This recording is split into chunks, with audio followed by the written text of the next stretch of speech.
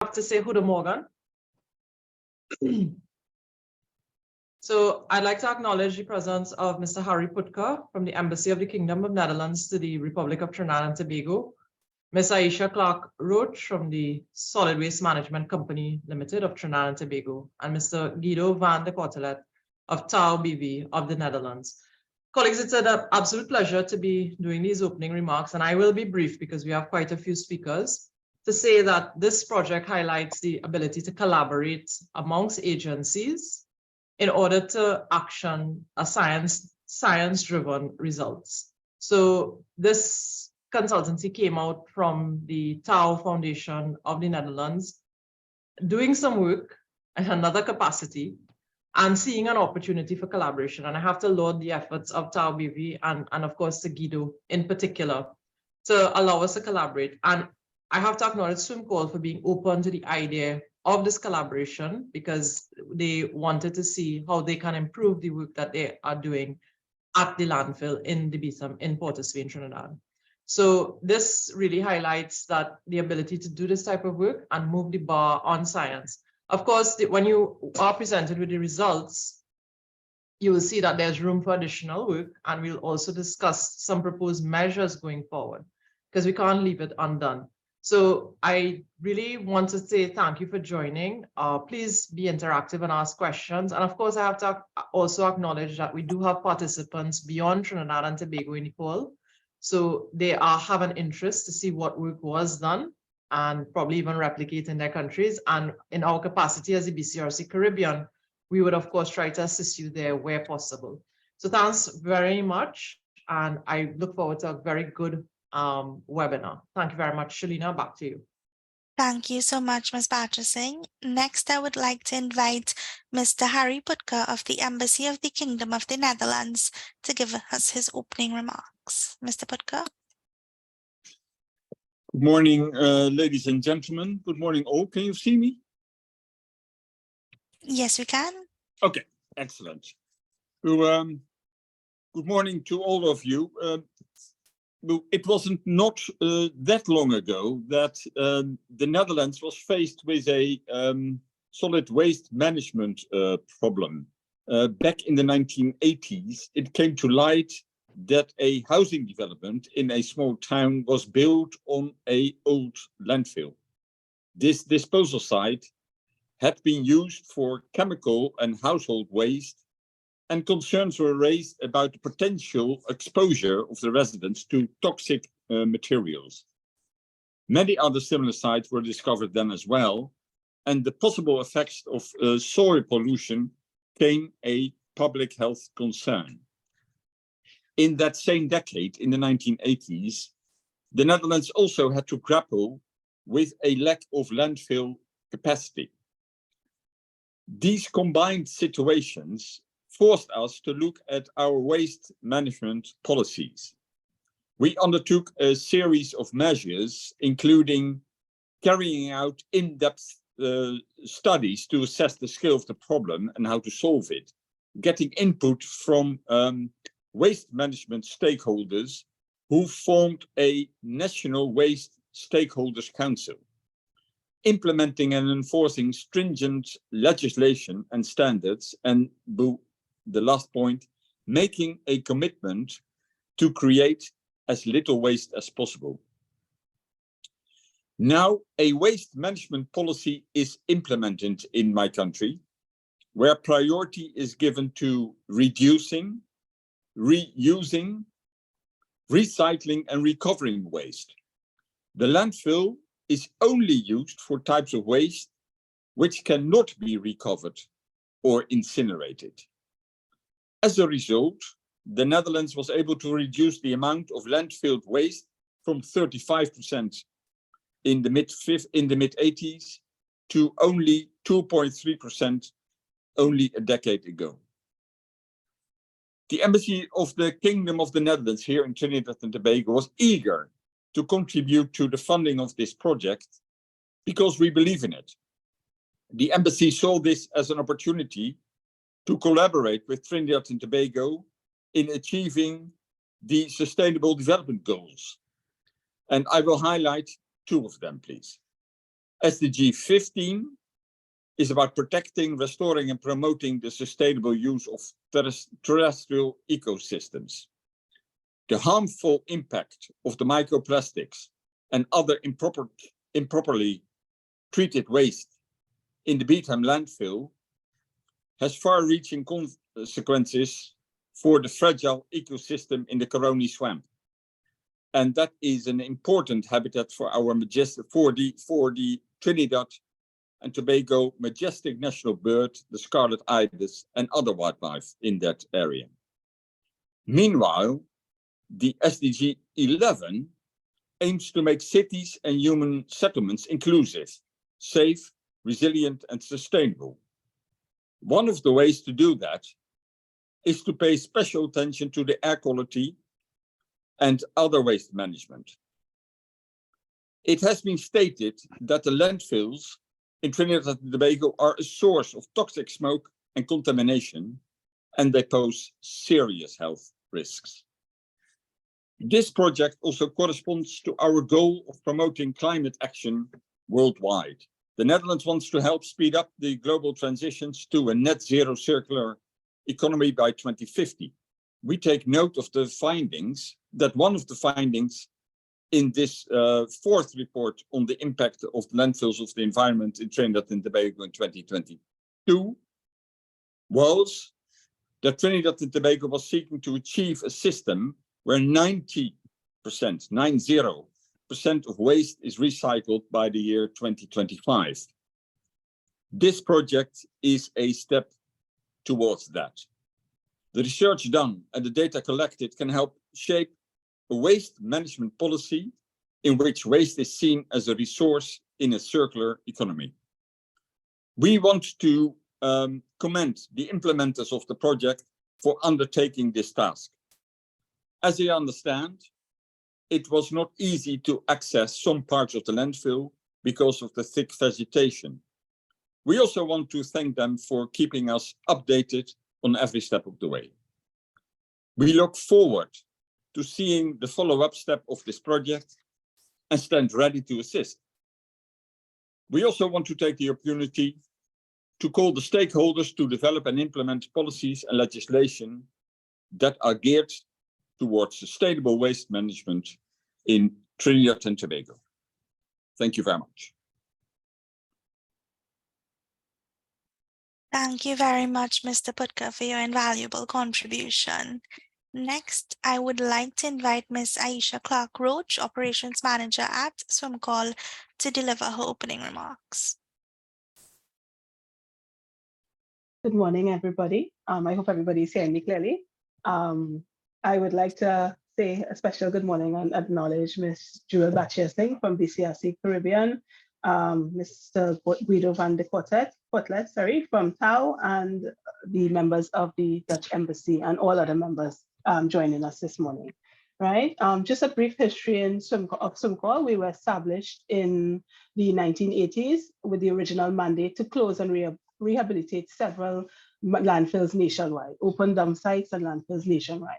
Right? Our core mandate is the management of 3 major landfills in Trinidad: Beetham Landfill, which is located just on the outskirts of our capital city of Port of Spain; Guanaco Landfill in another town of Orima; and Forest Park Landfill, which is in central Caxton Bay.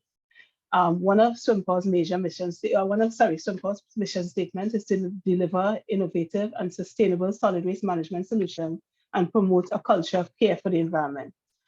So that speaks to SwimCall is very concerned about its environment and the impacts of the environment and the influence of its operations on the environment. The company is therefore in support of the project to improve the environmental quality and reduce the impacts of the landfill on the nearby environment. Right? The project does align with SwimCall's corporate strategic pillars, 2 of which is improving the operational efficiency of the landfills and the corporate sustainability.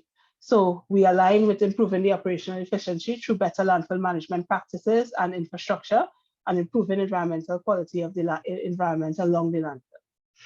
The corporate sustainability, SwimCall joins the leading corporations worldwide in providing long-term value to stakeholders without compromising people and planet, particularly in our commitment to embrace and align to SDG goals 3, 14, and 50. So on behalf of the management and staff of SwimCorps, we welcome you, the key stakeholders and participants to this webinar, and do hope that this transfer of knowledge will yield benefits to all parties at a national and regional level. Thank you. Thank you very much, Ms. Clark-Roach. Last but definitely not least, I will invite Mr. Guido van der Kortelet of TAO BV to bring us his opening remarks. Guido? Thank you, Shalina. Well, as Mr. Putker from the Dutch Embassy put it nicely, TAO as a company has been for a large part the product of the mistakes the Netherlands made in the past when it came to waste management. Indeed, the incident in the early 80s where a housing estate was built on top of a chemical waste dump triggered a big investment in how contaminated land was managed and how waste was managed in the Netherlands. And TAO, as an engineering firm, really stepped into that. And today we have a large number of experts in this field. And we have been using our expertise that we've developed over the past 40 years to help other countries. And indeed, one of these was Trinidad, where we supported a UNIDO project at the Guanapo landfill. And during that project, we were invited by SwimCorps to come and look at the situation in Beetham. And when we saw the situation in Beetham, we said, okay, we need to do something about it.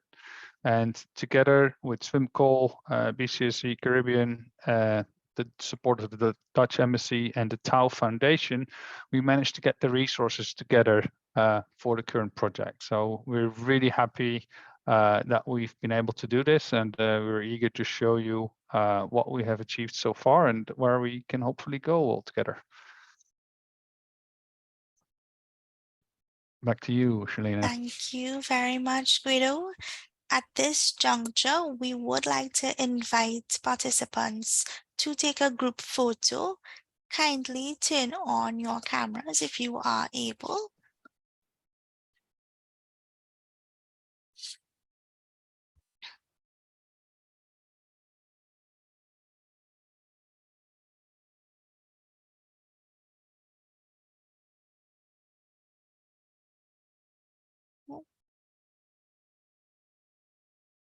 We should be good to go there. 3, 2, 1.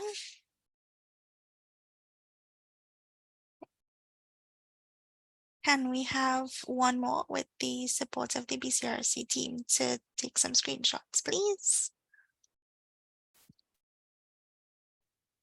3, 2, 1.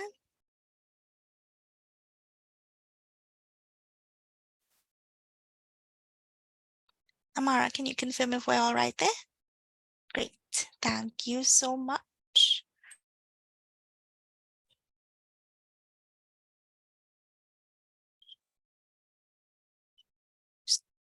Would just like one moment to share the screen.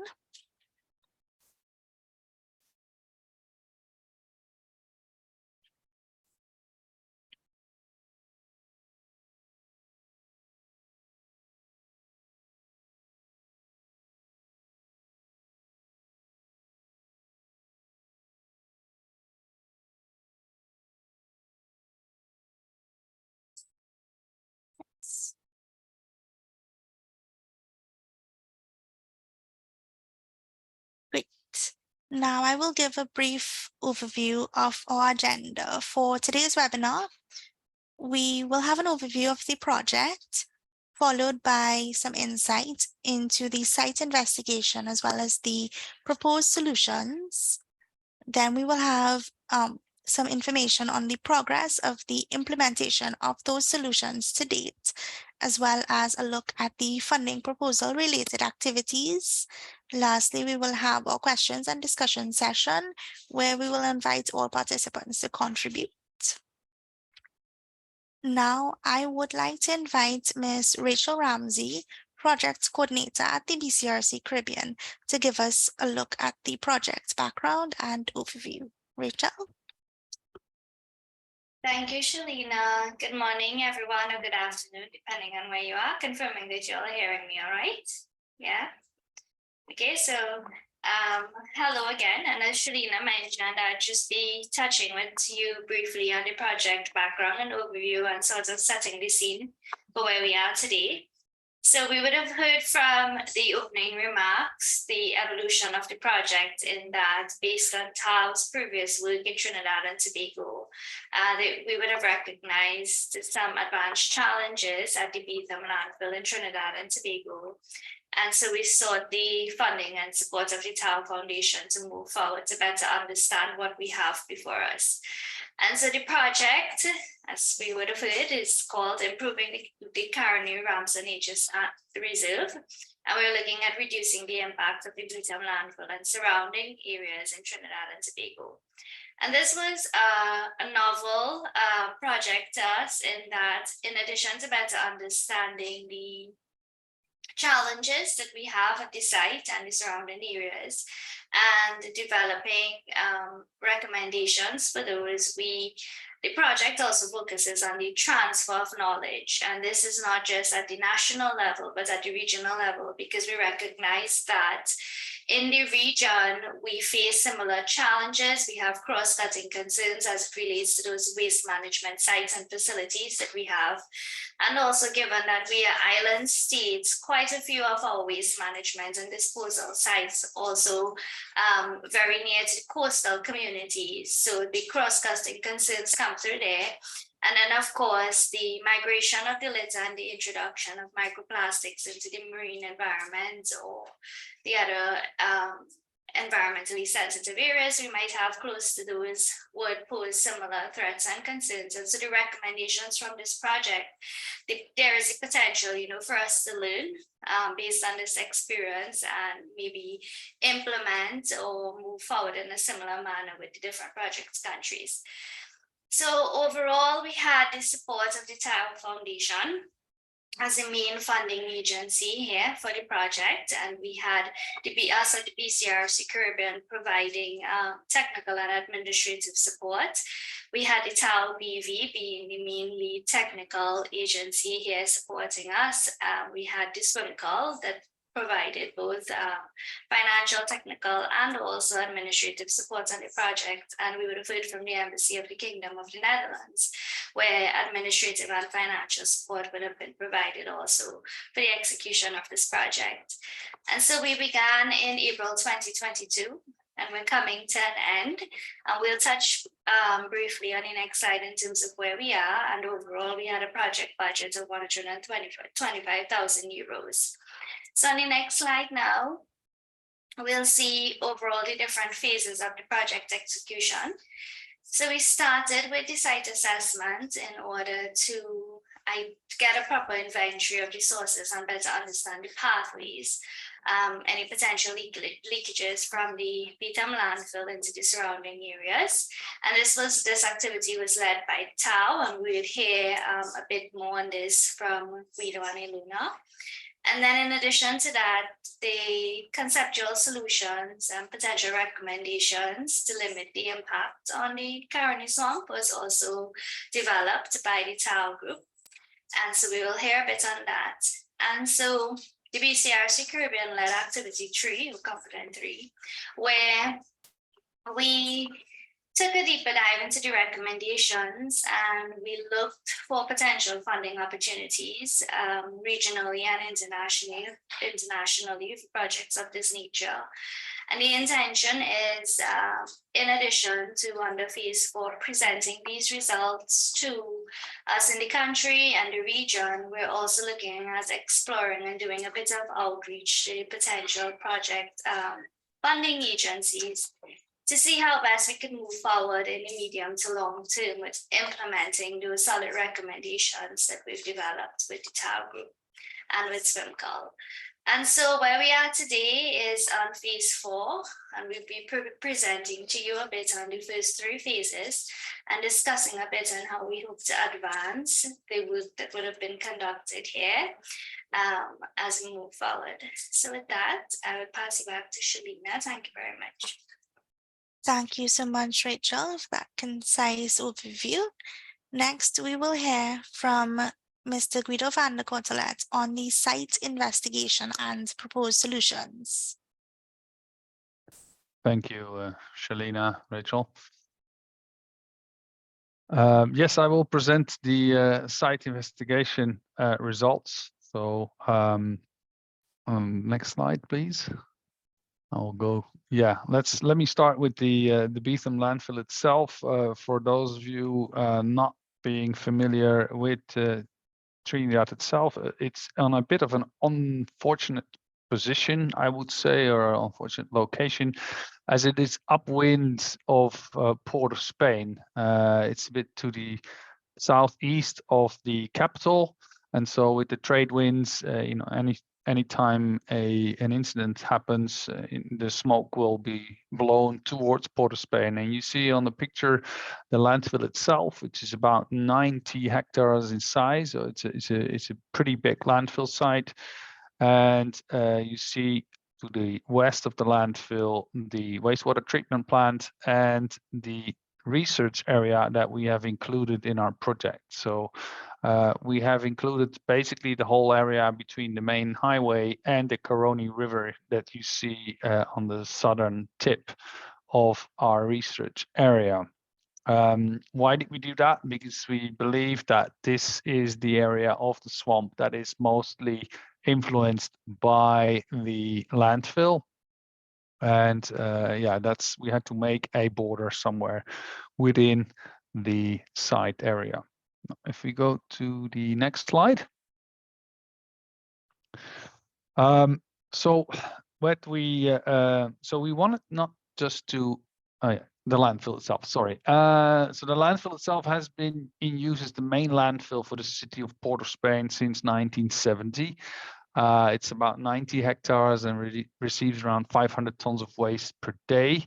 It's a non-engineered landfill. So basically, when it started in the 1970s, there was no liner, there was no system in place at the bottom of the landfill to control any of the leachate that would be produced within the landfill. And as you can imagine, as the landfill grew, yeah, there was no point in trying to get a liner underneath it. So it's what we would call a non-engineered but controlled landfill in the current state.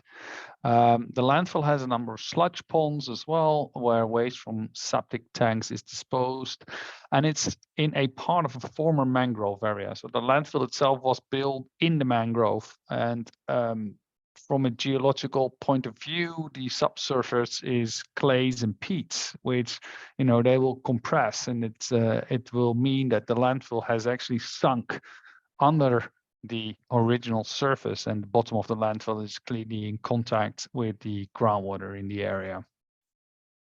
Next slide, please. So we wanted not to just investigate the landfill itself, but we really wanted to see what the interaction of the landfill was with the neighboring Caroni swamp. And this we do through the identification of the sources. So really the sources of the pollution, the pathways, how does it spread, and the receptors of the pollution, not only from the landfill, but also from the surrounding areas, because it became clear that the landfill is a main contributor to the problems in the area, but there is also contamination coming from the surroundings. Now, as you can imagine, since we had to do a lot of our investigation in the mangroves itself, it was very hard work. It's you have to climb over the mangroves, and we had a lot of help from the local tour guides in the area. So we took boats and we took the boats and started to walk from the Caroni riverside all the way up to the landfill in different transects. We had to do that in groups to make sure that we wouldn't lose our way, which is very, very easy in the mangroves. And it was slow progress. And for this, I really want to thank everybody who has been supporting us in this field trips. I want to thank especially Denisha from Swimcall, who's really been a star in helping us, but of course also my colleague Ilona. Kima has joined, and of course Shalina for all her support back at the office to make sure that everything went smoothly. In a sense, the focus was not only on the landfill itself, as I mentioned, but also on plastics. And the plastics, what we see, were coming from both the landfill and also from the Caroni River itself. So we really tried to make a fully holistic approach of what the situation was. Now, in this picture, you can see in the end what main source areas we identified. And the main impact, and what you can see, and that's in the next slide, is the petroleum impacted area, which is south of the landfill. It's essentially, yeah, that's this one, where you can see that the vegetation has been really stressed, damaged, and is under severe environmental stress due to mostly petroleum disposal. Can you go back to the previous slide? Yeah, thank you. So this is the yellow area that you see to the south of the landfill. It's about 13 hectares in size, so that's about 26 football pitches. It's I don't know if it's about the size of Queen's Park Savannah, but we're getting close, I guess. So yeah, you can really imagine that there is a large impact there. And the original idea was that the mangrove would be a sort of buffer, and it would be able to handle some of the pollution that came from underneath and outside of the Beetham landfill. But as you can see, with an area of 13 hectares, the buffer capacity of the swamp has been under pressure. In addition to the petroleum impacted area to the south of the landfill, there is a clear area where there is leachate, and it's coming from mostly the south and eastern part of the landfill. The leachate contains heavy metals, high BOD and COD, phenolic compounds, chlorides, petroleum hydrocarbons, fecal coliform, and microplastics. And that's really on the south, but mostly on the eastern part of the landfill.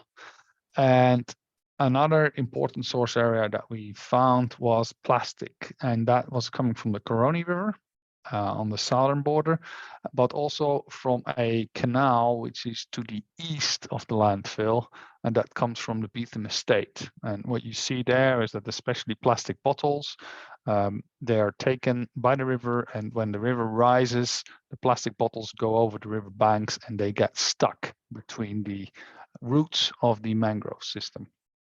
So we saw in this part of the swamp strong desiccation, and part of it were just plain dead, I'd say. So there's clearly a huge problem going on. It's also an issue that some of the plastics, they can really smother the mangroves. So we have to take all this into account, and looking at it from a holistic perspective, this part of the Caroni swamp is not in a good state. Next slide, please. So again, the picture, and this was also the picture that triggered us to start the project. And you can see here at the front some of the dead trees, and you can see the brown water in between, and that's really impacted by the oil. Now, if we look at, for instance, microplastics, which is some of the more novel approaches that we have done here, what we see is the microplastics are mostly connected to the leachate. So the concentrations of microplastics in the southeastern part of the landfill are up to 1,200 particles per 100 grams of sediment. And they clearly are in a higher concentration in the area between the landfill and the canal to the east. And there you see, easily over 250 particles per 100 grams. Now, Interestingly enough, we haven't found it in this petroleum lake area, but it's likely due to an issue with the matrix. So it's likely due to laboratory analysis that didn't allow us to count it. For the laboratory, we have used Caroni on the island, so that is part of the capacity building. So Caroni now has the capacity to analyze for microplastics, and I think that's one of the first laboratories in the Caribbean that can do that and has built up some experience in this topic. Next slide, please. So this is the conceptual site model of the Beetham landfill based on our site investigation. So what you see, the landfill itself in gray, where there is a leachate, essentially sort of groundwater, and that leachate is coming out on the sides of the landfill simply because the landfill was never engineered. And what we also see is that wind-blown macroplastics are present in the vicinity of the landfill. They get trapped in the vegetation, and this is mostly plastic bags, and that makes it a lot different from the plastic that we see more on the southern side at the Caroni River, because that's not plastic bags, but it's plastic bottles. So the macroplastics from the Caroni River and the channels are plastic bottles, where the microplastics coming from the landfill, it's more plastic bags. And it's actually very simple to explain that. Plastic bottles, you know, they float, they go over the levee, and they will be stuck between the roots. Plastic bags, they don't float, they will be mixed up in the river and they will go down and will be in the river sediments. Where plastic bags that have been dumped on the landfill, they get taken up by wind and they spread via wind to the surrounding areas. What we also clearly saw indeed was the leachate coming from the landfill, and that has spread and is forming a sort of leachate lake or underground leachate lake on the southeastern side, mostly of the landfill. Let me see, then the next slide, please. So how do we see the spreading of the contamination to the final receptors? And what is the main pathways that we see? Well, the main pathways we see is essentially through the sediments. So the landfill is indeed in a mangrove area. There is tides, so the water level goes up and down in the area, and slowly the leachate water and the dissolved particles in the leachate water will settle in the sediments in the area around the landfill. And these sediments are home to a number of insects and crabs, and those again are then eaten by either fish or small birds. And the bigger receptors, and then we're talking about caimans, small wildlife, birds of prey. So in the end, it's not just the sediments that are polluted, but it will go through the entire ecosystem, and it will end up at the top of the food chain. And of course, there's a lot of crab fishing in the area. You could see the traps being made by crab fishers. And so some of it will inadvertently end up in humans eating the crabs from the area itself. Now the leachate, what we see is it's mostly taken up by plants, again insects, and then it goes to small birds. Same with surface water. However, there the surface water is really again crabs and insects that enter the surface water, and they have the same pathways and receptors as the sediments would have. In our view, the main pathway, what we are looking at is sediments, and from the sediments, the insects and the crabs, and then towards the top of the food chain. Next slide.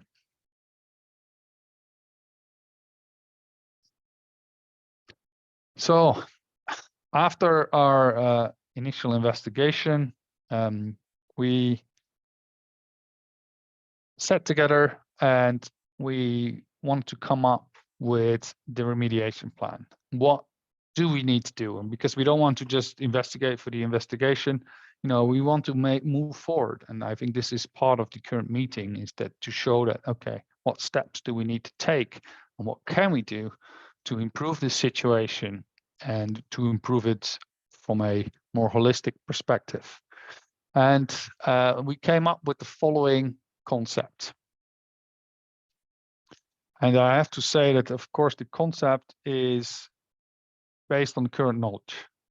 We had limited budgets, and it might seem a lot, but if you have to do all the analysis and all the sampling and the design, there is not much for such a big project. It's a very limited amount. And we do realize that there is some further detailing required, but we have been able to identify the initial steps. We have identified an initial budget, but further detailing is definitely welcome. And the current plan that we have developed will be used to really try and kickstart a bigger project. It's like a seed money, as that to say that, look, we have looked at this situation. This is the idea. This is in what direction we can move forward. And I think that is something that we have achieved, and we hopefully can arouse the interest of participants to move forward with the project. Next slide. So in the remediation plan, we have identified 6 phases, and these 6 phases are basically have to be done consecutively. And the first phase is something that has been already at least partially implemented by SWIMCOL, and is what I would say closing the tap.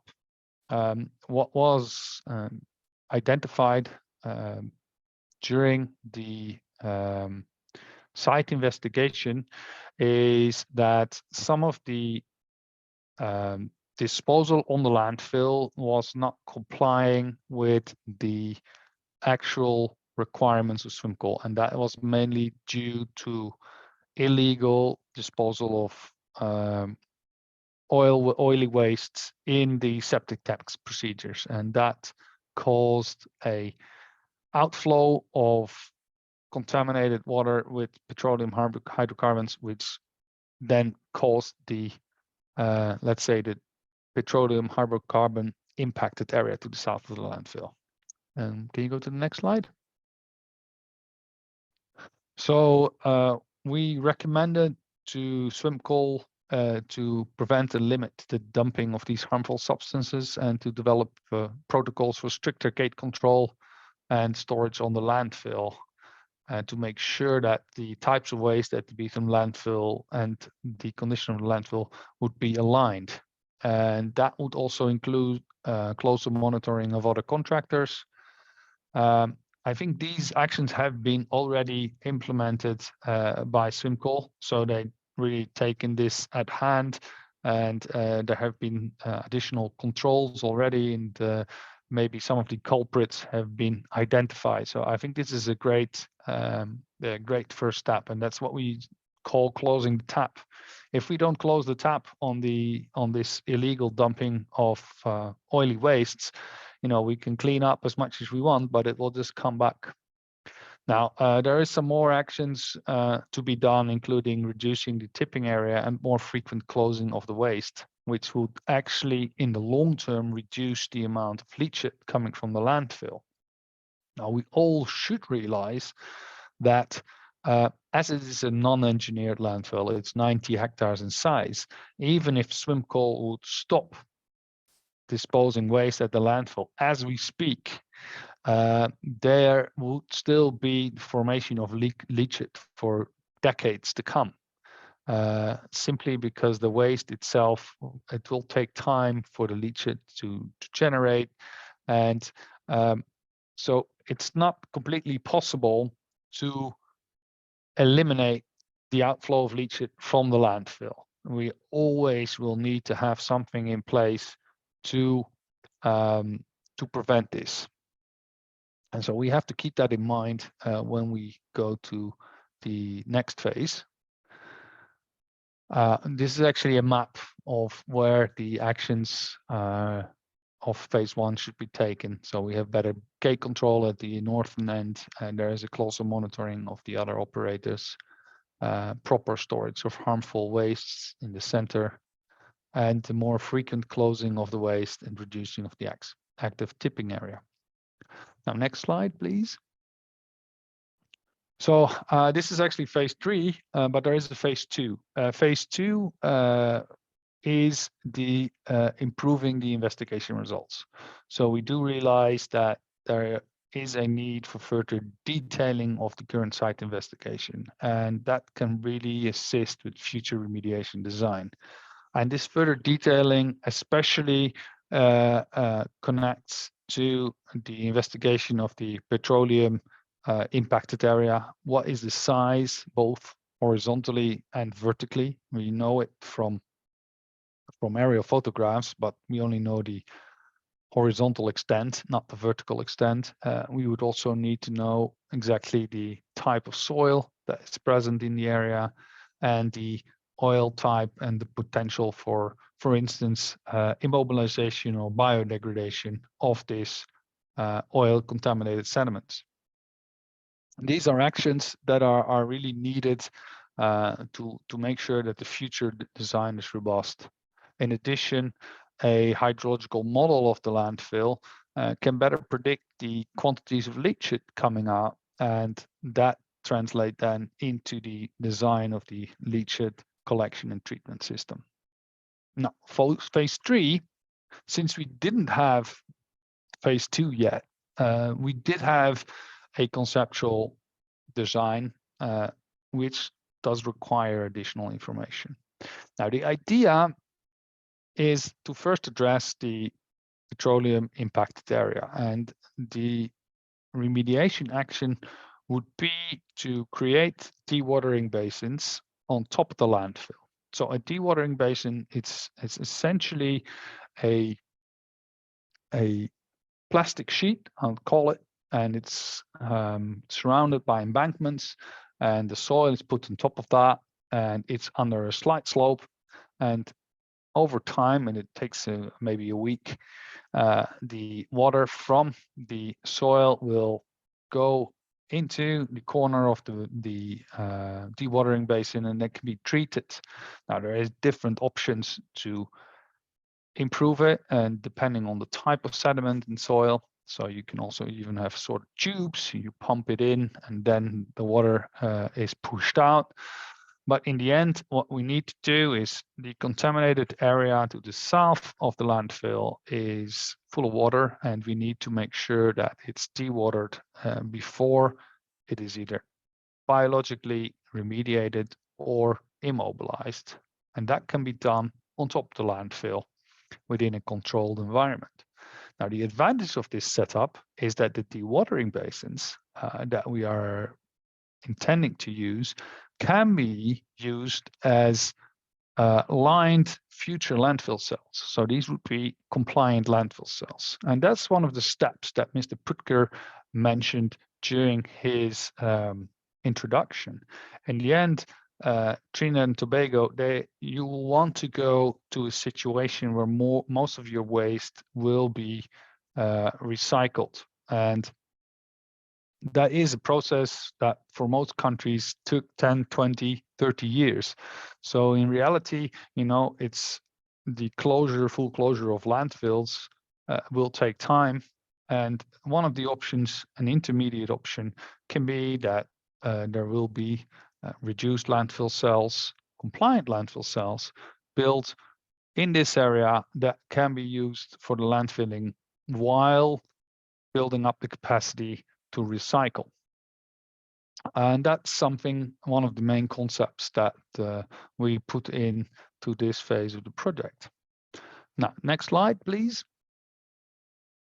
So after the petroleum impacted area has been cleaned, we expect that there is space available in this part to implement a leachate treatment system. And one of the options that is available, and it's a proven option, but it needs to be further designed, is the construction of a wetland. We're already in a sort of wetland. So if we can optimize what's there and maybe get a slightly different system, make sure that it's easy to maintain and to operate, this can be a really good addition to the area.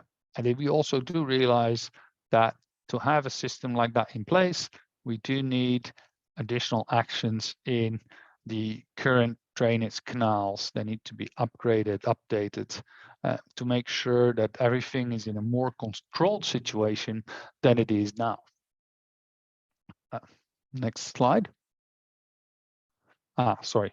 The last slide, what I wanted to say, maybe you can go back to the previous slide, is only at the status where the petroleum lake has been cleaned and a system has been put in place to collect and treat the leachate, do we believe that we should start with the last phase of the area restoration, which is the hydrological restoration of this part of the swamp.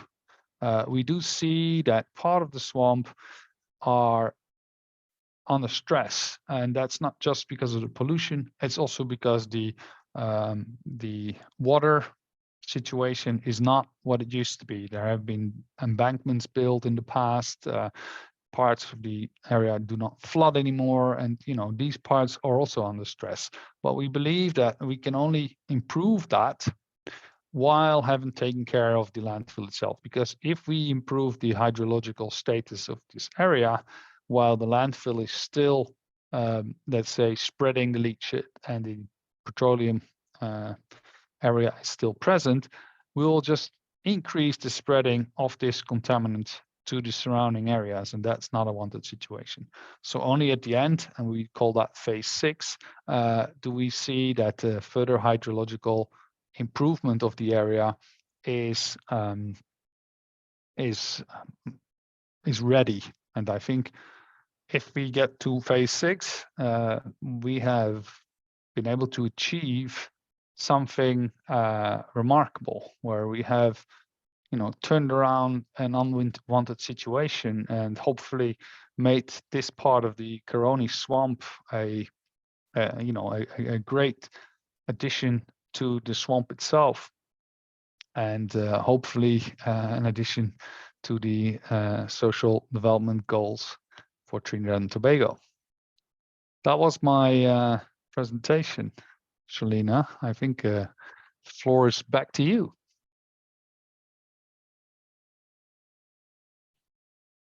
Thank you so much, Guido, for that detailed look at phase 1 and phase 2 activities. I will touch briefly on the next steps here.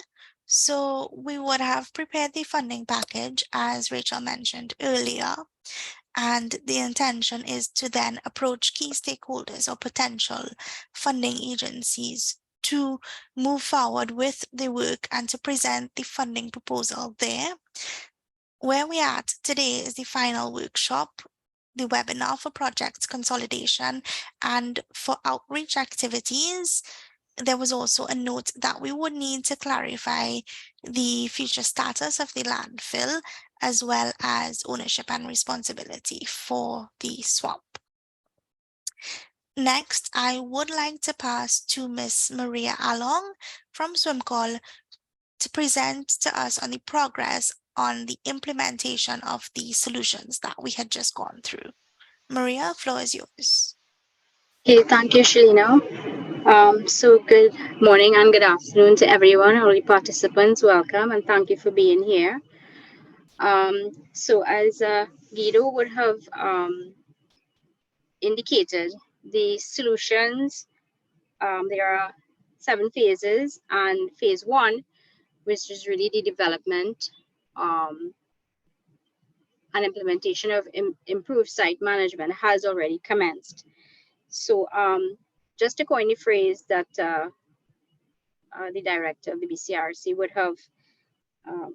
would have shared, I think this was an excellent opportunity to actually use science to seed solutions.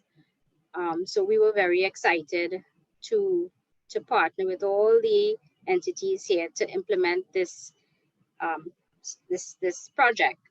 so that we could actually determine, well, we have actually determined what the situation is, and then moving forward to solutions.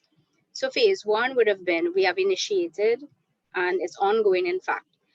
So part of the recommendations would have been to improve gate controls, and as Guido had said, closing the tap. So Sumcol has initiated a more robust quality control check on the users of the site to determine the culprits in terms of the contamination of the tankers entering the landfills. And this has been implemented through a tight quality control system, because we have to make sure that the entities who are involved are aware of the process, they are aware of the consequences, and we would have used an independent technical expert to come in to actually do the sampling, so we have proper chain of custodies, so that you know, whoever is coming onto the site would actually be aware that this is something that is done independent, and it's done with the best sort of checks and balances. So when the results come, we have then implemented, we already implemented a progressive warning and prohibition notice system. So based on the contaminants, we will give you a warning, and if it's, you know, if the contaminants are of a high concentration, you issued prohibition notices. So we have actually detected, and we have implemented consequences for those persons who are coming into the site. Because if you would imagine, it is a little difficult to determine. So these tankers come in, they're very huge, so you can't determine at all at every stage if they would have contaminants on every delivery. So this is something we have started to make sure that persons coming in actually abide by the rules of the landfills, and so to reduce the contamination, and then of course to reduce the impact on the coastal area, the mangrove, and of course subsequently to the Caroni Ramsar Convention site. Further to that, so that would be our gate controls, and that's ongoing. It will continue until we you know, we've saved out, and until we've had, well, we will improve that quality control to ensure that almost every truck coming in now will have to have a quality control check before they go into the facility. So so that is being done. Initially, what even before the project started as well, Sumcol would have recognized that the ponds or waste stabilization ponds would have had some stress, and therefore we would have, the operations department would have done an initial assessment of these ponds, and to determine the rehabilitation plans moving forward. So this would have already been done, and we would have determined to a certain degree the level of remediation that is required. So this project was actually a step further now to determine what was happening on the outside, whereas we would have already started we have already initiated some studies on the rehabilitation ponds themselves. Next slide, please, Shelina.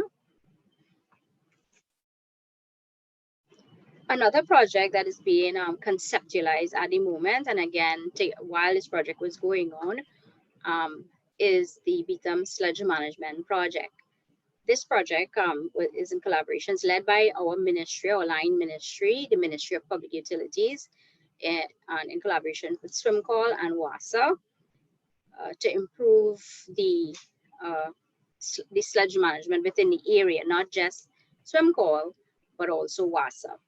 So I will speak to what I mean, part of that project, what Sumcol's role and benefit from that project would be in terms of at the conceptual stage. So within the project, it would have determined that, again, our ponds needed rehabilitating. So in order to treat with that pond and the type of waste coming in, to better treat with it in a more efficient manner, the same this project also identified that the waste stabilization ponds there needed to be remediated, right? So part of it as well inside of that project would also assess the type of liquid waste coming in and what should be disposed when the ponds are remediated. They would also provide recommendation in improving the existing waste stabilization ponds to improve it to receive the liquid waste that is currently being considered besides the fecal waste and so on. So that project is something that is in a really conceptualized stage at this point in time, but it is further now from the initial assessment that was done to determine the health of the waste stabilization pond. This concept design is moving forward to improve the pond. So whereas this project that we are currently sharing with you deals with the external environment to a greater degree, this project will then deal with the in situ, what's happened inside of the landfill with regards to the stabilization ponds, which would have contributed to a great deal to the impact on the mangrove area. I think next slide, Shalina. Yeah. Right. On another just on another note, so besides of course improving waste management and in particularly landfill management, dealing with these projects, SwimCall, we partner with other entities and in particular, and we do that quite often through the BCRC as well. So SwimCall sits on the project working committee for the Jeff Islands project. And so we would contribute, let's say at the front end, to improving the hazardous chemicals and waste management in the public sector through a Jeff Islands project 10258. This project aims to, we also aim to work with national government entities such as ministerial bodies, other waste management agencies, even the academia. We partner very well with the UWI, UTT, other academia to encourage research, because my personal view is that we have an excellent university here. We have two universities, UTT and UWI. We have a lot of academia resources that we can actually use and piggyback on to assist us, you know, as I said in the beginning, for the science to seed solutions. So SwimCall will continue to partner with all agencies, with any stakeholder that we can partner with to improve the way that we do things, so that we can improve our environmental performance and of course improve the national agenda. So I think Shalini, that's the end of my section. Yes, thank you very much, Maria, for that You're welcome. insight. Thank you. At this juncture, we would like to pause if anyone has any questions or any contributions to make. Please feel free to raise your hand or send us a message in the chat.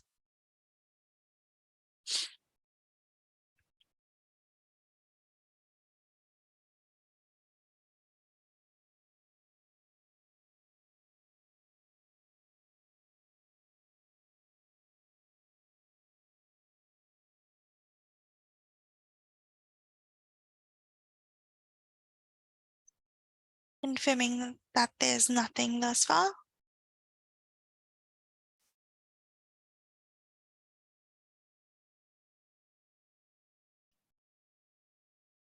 If there isn't, then we can proceed with the next section, which deals with phase 3 on the funding package and the next steps with this activity.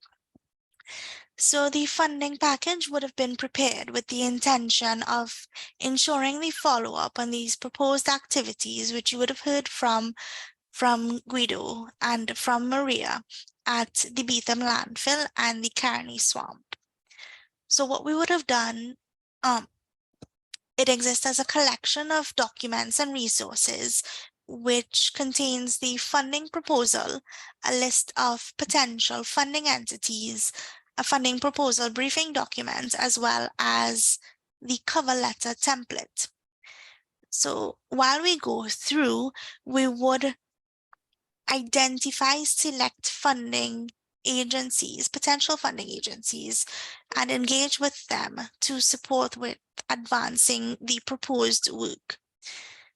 With the funding proposal, then, this exists as a guide for a possibility when we would, or when SwimCall would reach out for funding, they can then refer to this funding proposal for guidance, in that it provides a comprehensive look at everything a funding proposal or request for funding should involve. With regard to the list of potential funding entities, these would have been categorized according to feasibility in terms of the likelihood of advancing through these channels. And with the support of the TAU BV and the Dutch Embassy in Port of Spain, we will be contacting the Dutch Risk Reduction, the DRR team, to see if there is room for advancing through that channel. SwimCall has also identified several other potential funding agencies, which we will be contacting to engage with them to see if there is room, or there is the avenue to advance the work through there. As mentioned before, it is a consecutive phased approach. So it may be that, as you would have seen from Maria's presentation, it may be that SwimCall advances some of the work on their end through co-financing commitments, or it may be that some of the phases are executed in part or separately. That is it on my end with the phase 3 discussion. I would now like to open the floor if there is any further questions or anything to discuss, any intervention, any contribution. Please feel free.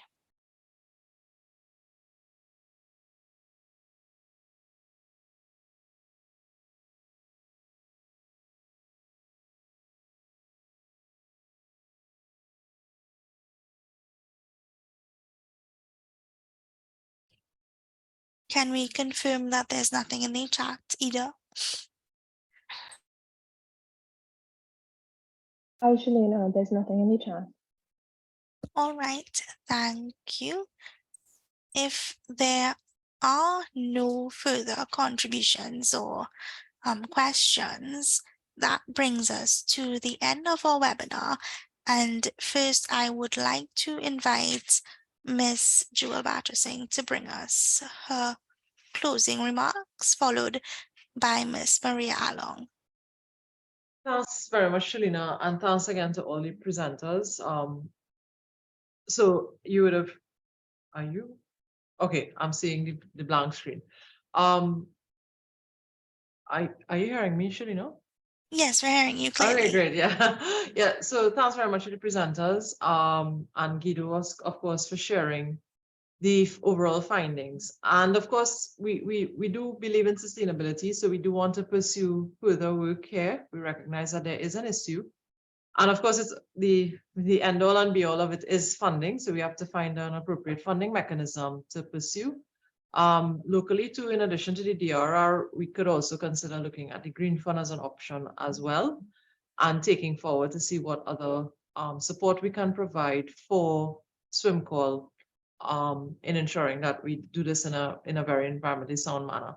Again, I just want to say thank you very, very much to the TAU BV, the TAU Foundation for the funding, of course, the auspices of the Kingdom of the Netherlands Embassy to Trinidad and Tobago for their support, and of course, Ambassador Bloom, I hope I pronounced that correct, for her support as well, and the team here at the BCRC Caribbean, and of course, SwimCall for their team as well. They've worked hand in hand with us. It's one of those very good partnerships.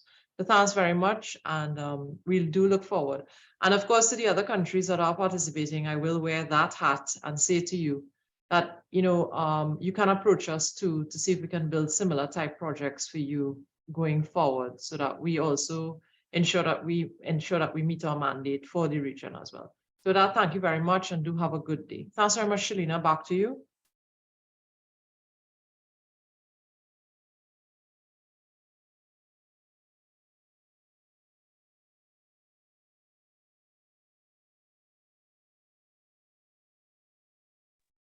Hi, Should- sorry about that. Okay. Shalina is having a minor technical difficulty on her end, so I think I could pass to hear from the Tao from Tao for some closing remarks, and then over to Swim Carlos Guido. Thank you, Rachel. Yeah, I'm grateful that we had this opportunity to present the project. Of course, the technical report has a lot more detail, which is available at the BCRC. I think I don't know if it's exactly can be shared, but I think that's something. If people are interested, they can contact the BCRC Caribbean on that field. I do hope that some of you are triggered by what is possible, and that there is an opportunity to make a project out of this, and to really improve the Caroni swamp. And once again, thank you for the opportunity to present. Thank you very much, Guido, and we can have our team at Swim Call. Isha. Rachel, yeah. Okay, so good morning again, everybody. And yeah, okay, so I just wanted to reiterate and to echo the sentiments of the others. I really want to say thank you to the BCRC Caribbean's team. This project, it was, it's something that actually came out of another project, and so I think the partnerships, we really, I'm personally really touched by this collaboration. So the team at BCRC, thank you so much for all the support, and the Ministry of Planning, of course. Sometimes I feel I work for you guys. So yeah, thank you so much. I must say thank you, of course, for UNIDO for introducing us to the next partner. So it seems like if it's like a cascade, a domino effect. So through UNIDO, we would have been introduced to the Tao BV. Thank you, Guido, for your very hard work, and Leona, and your other team members at home. Thank you so much for technical expertise, and of course the Tao Foundation. Moving from that now, the foundation actually seeing the importance and then funding the project. Thank you to the TNT Embassy of the Kingdom of the Netherlands. Thank you all. Thank you for the embassy recognizing, that this is a very important project, and the impact and the extent to which the solutions would help improve nationally and, of course, regionally, capacity building as well. Our stakeholders, we had a lot of stakeholders who helped us along the way, the IMA in particular, the Ministry of Agriculture and the Forestry Division, they really did help us. And the local boat tour guides, Calpool, they were very helpful.